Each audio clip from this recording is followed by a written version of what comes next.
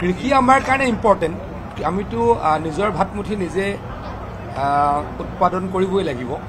আৰু আমাৰ চাহ শিল্প আমাৰ কাৰণে অত্যন্ত গুৰুত্বপূৰ্ণ গতিকে কৃষিক আমি অৱহেলা কৰিব নোৱাৰোঁ কিন্তু আমি যেতিয়ালৈকে অসমত ইণ্ডাষ্ট্ৰী আনিব নোৱাৰিম মেনুফেকচাৰিং হাব অসমত কৰিব নোৱাৰিম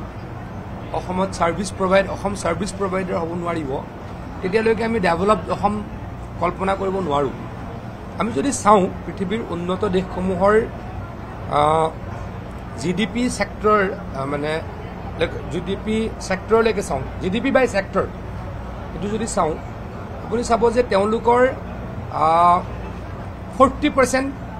45% মেনুফেকচাৰিং 45% ছাৰ্ভিচ 10-12% কৃষি মই কিন্তু কৃষকৰ এগেইনষ্টত কোৱা নাই মই হাতজোৰ কৰি কৈছোঁ কৃষক আমাৰ কাৰণে অত্যন্ত গুৰুত্বপূৰ্ণ কৃষকসকল আমাৰ অন্নদাতা মই আকৌ কৈছোঁ মই নিজে এগৰাকী কৃষক মোৰ ঘৰৰ ভাতমুঠিৰে মই খাওঁ মই অন্ততঃ চাউল কিনি খাবলৈকে যত্ন নকৰোঁ কিন্তু মই কোনটো কৈছোঁ আমি অকল কৃষিৰে আমি ৰাজ্যখন আগুৱাই লৈ যাব নোৱাৰোঁ আমাক কৃষিও লাগিব ইণ্ডাষ্ট্ৰীও লাগিব আমাক ছাৰ্ভিচ ছেক্টৰো লাগিব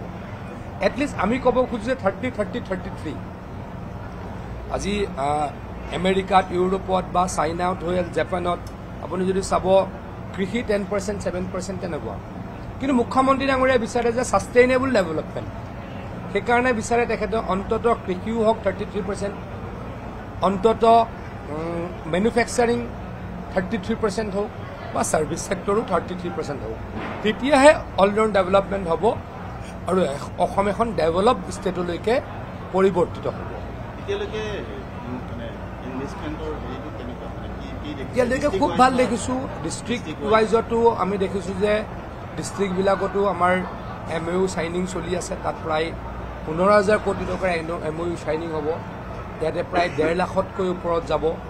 একজেক্টলি সংখ্যাটো মই এতিয়া কোৱা টান আজি আবেলিহে গম পোৱা যাব হৈ আছে আৰু মুকেশ আম্বানী ডাঙৰীয়াই 50,000 কোটি টকাৰ ইনভেষ্টমেণ্ট এনাউন্সমেণ্ট কৰিছে গৌতম আদানী ডাঙৰীয়াই 50,000 কোটি টকাৰ ইনভেষ্টমেণ্ট আদানী এনাউন্স কৰিছে অনিল আগৰৱাল বেদান্ত গ্ৰুপৰ চেয়াৰমেন তেখেতেও এনাউন্স কৰিছে সজ্জন জিন্দাল ডাঙৰীয়া JSW ইণ্ডাষ্ট্ৰীৰ চেয়াৰমেন তেখেতেও ডাঙৰ ডাঙৰ এনাউন্সমেণ্ট কৰিছে মুঠৰ ওপৰত অসমত এটা নতুন পৰিৱেশ হৈছে অসমৰ নতুন পৰিৱেশটো যে অসমত ষ্ট্ৰং ডিচিশ্যন লোৱা হয় অসমত এতিয়া ৰেড টেপিজিম নাই অসমত এতিয়া লাইচেঞ্চ ৰাজ নাই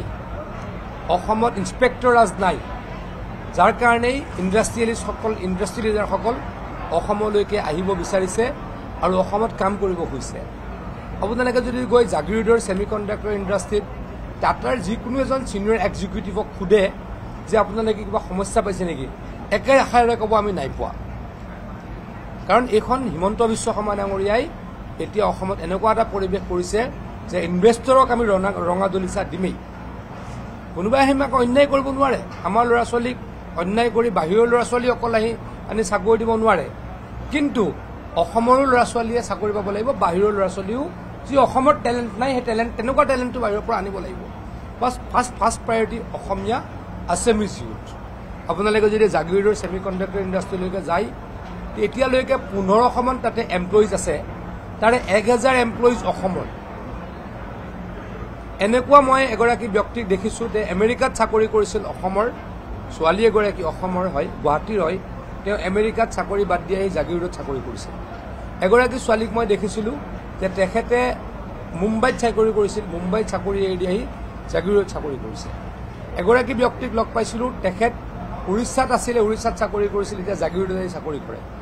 নিজৰ ৰাজ্যখনৰ প্ৰতি নিজৰ মাতৃভূমিৰ প্ৰতি টানটো সকলোৰে কিন্তু যদি আমি স্কোপ দিব নোৱাৰোঁ কেনেকৈ থাকিব স্কোপ কোনে দিছে হিমন্ত বিশ্ব শৰ্মা ডাঙৰীয়াই দিছে বা দিবলৈকে প্ৰয়াস কৰিছে সকলো অসমলৈকে ঘূৰি আহিব বিচাৰে আৰু অসমত কাম কৰিব বিচাৰে এনেকুৱা এটা পৰিৱেশ আমি কৰিব খুজিছোঁ আৰু অসম আগুৱাই যাওক তাৰ কাৰণে ভগৱানৰ ওচৰত সদায় প্ৰাৰ্থনা কৰাৰ দৰে আজিও প্ৰাৰ্থনা কৰিছোঁ বহুত মই ষ্টাৰ্টআপ আমাৰ যিটো ষ্টাৰ্টআপ ছেছন আছিলে তাতে মই প্ৰিজাইড কৰিছিলোঁ মই দেখিলোঁ যে অসমৰ বহুত য়াং এণ্টাৰপ্ৰেনাৰ্ছ আহিছে তেওঁলোকে কাম কৰিব খোজে মই এটা কথা জানি মই তেখেতলোকক সুধিলোঁ তেখেতলোকে ক'লোঁ যে চৰকাৰৰ ফালৰ পৰা কিবা অসুবিধা হৈছে নেকি তেখেতলোকে একেমুখে কয় যে চৰকাৰৰ ফালৰ পৰা আমাৰ অসুবিধা হোৱা নাই আজিকালি ইণ্ডাষ্ট্ৰী ডিপাৰ্টমেণ্টেই হওক বা অন্য ডিপাৰ্টমেণ্টে হওক ক'ৰবাত যদি ৰেজিষ্ট্ৰেশ্যনৰ কাৰণে যাব লাগে, ক'ৰবাত যদি লাইচেঞ্চিঙৰ কাৰণে যাব লাগে, খুব খৰতকীয়াকৈ হয়, সেই কথাটো জানি অত্যন্ত সুখী হৈছোঁ।